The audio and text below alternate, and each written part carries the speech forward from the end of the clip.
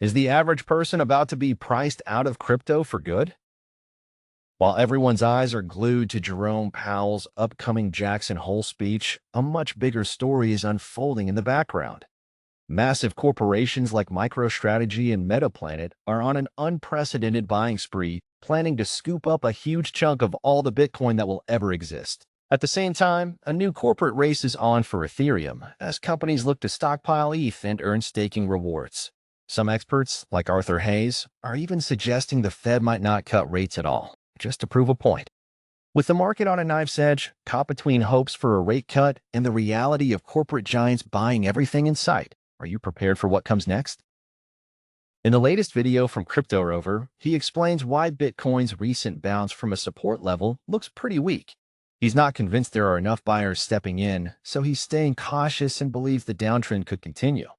Because of this, he's already closed his long trades and is now waiting for Bitcoin to potentially drop to the $19,000 range. If it gets there, he's ready to open a massive $10 million position, expecting a liquidity grab below the current lows before a big push higher.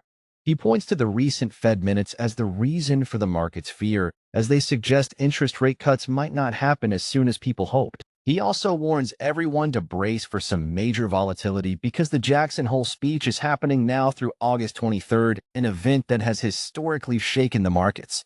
Interestingly, he thinks Ethereum is looking stronger than Bitcoin right now, and that the market could be in its final phase where the biggest gains are often made.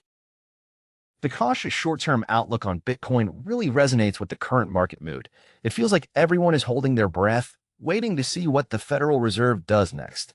The idea of higher for longer interest rates is definitely putting a lid on things. His point about Ethereum showing more strength is interesting because we're seeing that play out in the ETH Bitcoin charts. This often signals a rotation of money into assets with a bit more risk as traders hunt for bigger returns, which typically happens late in a market cycle. The plan to buy a big dip is a classic strategy, but it all hinges on whether a deep drop actually happens. If economic news stays surprisingly positive, the Fed might not give the market the rate cuts it's so desperately waiting for, and that could change the whole picture. In the latest video from the Crypto Tips channel, the host questions the true nature of decentralization in the crypto world. We're told crypto is all about removing the middleman, but many major projects are heavily influenced by foundations, nonprofit organizations that often act like corporate boards. These foundations, initially created to support projects like Ethereum, have grown to control everything from development roadmaps to public relations. This video nails a conversation that's been quietly happening for years. The decentralization theater idea is spot on.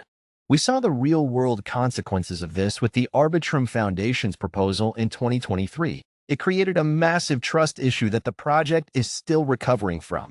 What the video doesn't go into as much is the regulatory angle. Government agencies are getting smarter, and they're looking for a neck to choke. A powerful, centralized foundation that steers a protocol looks a lot like a traditional company to regulators, which could put these projects directly in the crosshairs. It makes you wonder if these foundations are not just a centralization risk, but a legal one too. In the latest video from Lark Davis, he kicks things off by talking about the big Jerome Powell speech at Jackson Hole. The latest FOMC minutes show the Fed is still cautious and in no rush to cut rates, even though betting markets are pricing in an 80% chance for a cut in September. Morgan Stanley is going against the grain, calling for no cuts at all this year. This uncertainty is making the markets a bit tense. It feels like the entire market is holding its breath for the Fed's next signal, and the video really captures that tension. The split between Wall Street analysts like Morgan Stanley and the general market's expectation for a rate cut is creating a real tug-of-war.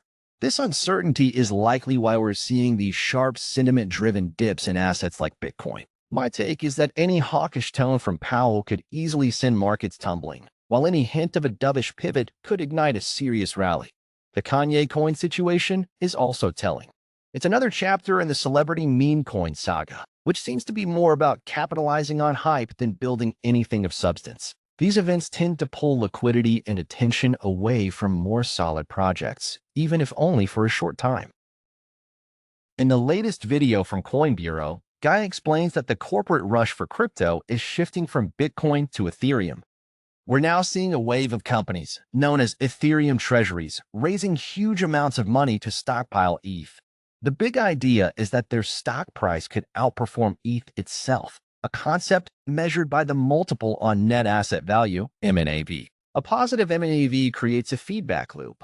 The stock's success brings in more money, which they use to buy more ETH, driving the value up further. Plus, unlike Bitcoin, holding ETH lets these companies earn even more through staking. This whole trend feels like history repeating itself, but with a twist. We all saw MicroStrategy's Bitcoin playbook, and now it's being adapted for Ethereum. What makes this so different and arguably more interesting is the staking element. These companies aren't just buying a digital asset, they're buying a productive one that generates yield. This could make their business model much more resilient compared to just holding Bitcoin. It also introduces a new level of competition, as it's not just about who can buy the most, but who can best manage their assets through staking and DeFi to grow their treasury. The involvement of big names like Joseph Lubin and Peter Thiel adds a layer of seriousness to it all, suggesting this isn't just a fleeting trend. This institutional race could seriously reduce the available supply of ETH on the open market. In the latest video from Crypto's Russ, he breaks down why the crypto market saw a nice recovery. It's all thanks to the latest Fed minutes, which were surprisingly encouraging. For the first time in over 30 years, several Fed governors actually voted against the majority, with two wanting to cut interest rates right away. The main group voted against a cut because they're still worried about inflation, but this disagreement shows a real shift in thinking inside the Federal. This meeting happened right before the latest jobs report, which showed a big slowdown and would have likely strengthened the case for a rate cut. It's interesting to see how the official government narrative on crypto is changing, and this video captures that shift well. The distinction made between a government-run CBDC and privately issued dollar-backed stablecoins is huge. It suggests regulators are starting to see a path where they can embrace the technology without having to build and control the entire infrastructure themselves. This is a major win for the decentralized world. However, the excitement about the Fed minutes might be a little early. All eyes are truly on Powell's Jackson Hole speech. The market is hanging on his every word, and any hint of staying tough on inflation could easily wipe out the recent gains. It feels like the market is celebrating a small victory before the final boss battle. In the latest video from Crypto Banter, Arthur Hayes joins the show to talk about the economy, crypto, and his predictions for the rest of the market cycle. With everyone on edge waiting for Jerome Powell's Jackson Hole speech, Hayes offers a different perspective.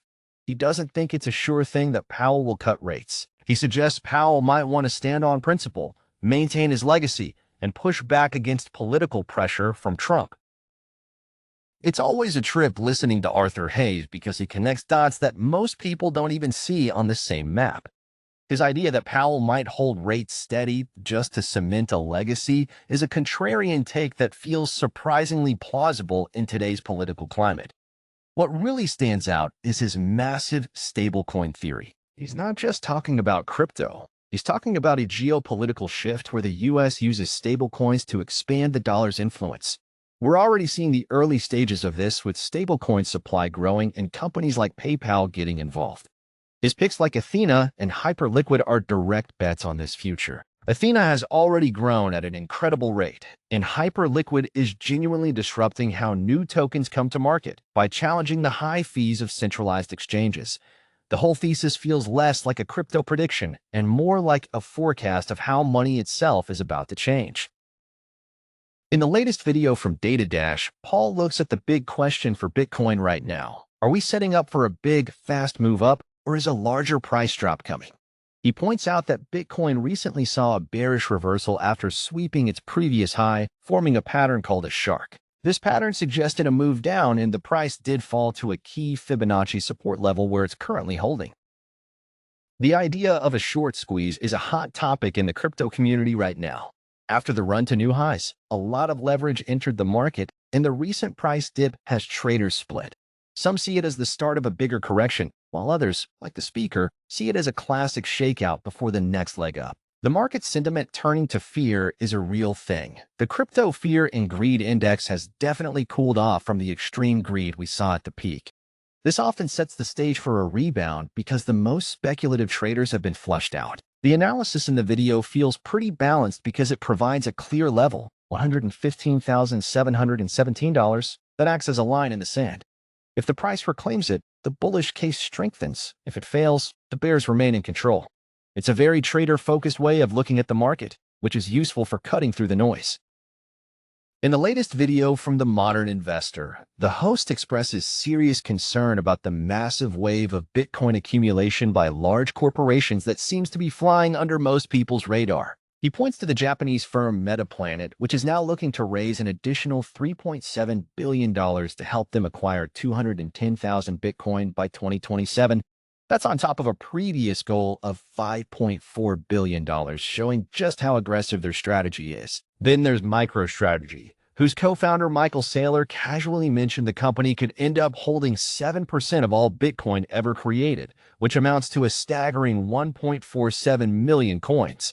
The host argues that with so much Bitcoin already lost or inactive for years, these companies are buying up an even bigger piece of the available pie than the numbers suggest. His main worry is that this trend will lead to a future where a handful of corporations and wealthy institutions own almost all the Bitcoin, leaving the average person to deal in mere fractions or satoshis. He paints a picture of a world where people might be proud to own 11,000 sats, and a $24 million Bitcoin price becomes a reality, but only for the corporate giants who got in early and big.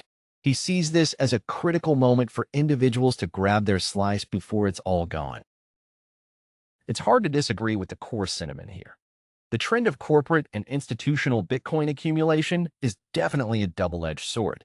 On one side, it brings a level of legitimacy and price stability that was once just a dream for crypto supporters.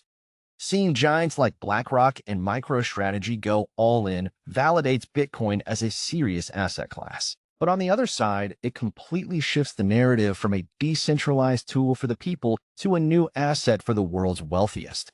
The speakers fear that it centralizes wealth in a system designed to be decentralized is very real. This isn't just a theory, it's happening right now as these companies use their massive capital to acquire amounts of Bitcoin an average person couldn't dream of, effectively pricing out future generations from owning a whole coin.